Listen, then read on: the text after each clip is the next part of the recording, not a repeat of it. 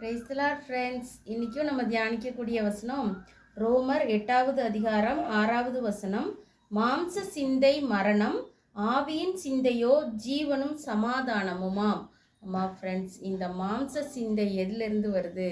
மாம்சத்தின் ஆவி, நம்ம சுயமான ஒரு ஆவியிலேருந்து நம்மளே யோசித்து இப்படி பண்ணால் கரெக்டாக இருக்கும், அப்படி பண்ணால் கரெக்டாக இருக்கும்னு சொல்லிட்டு மாம்சமாக சிந்தனையில் முடிவெடுக்கிறது, மாம்சீகமாக யோசிக்கிறது, இந்த மாதிரியெல்லாம் பண்ணுனா அது மரணத்தில் தான் கொண்டு போய் விடும். ஆனால் ஆவியின் சிந்தை, பரிசுத்த ஆவியானவர் நமக்கு கொடுக்குற சிந்தை, பரிசுத்த ஆவியானவர் நமக்கு கொடுக்குற வழி நடத்துதல், பரிசுத்த ஆவியானவர் நமக்கு கொடுக்குற எல்லா ஆலோசனை, இதெல்லாம் நம்ம கீழ்ப்படியும் போது நமக்கு அது ஜீவனையும் சமாதானத்தையும் கொடுக்குது.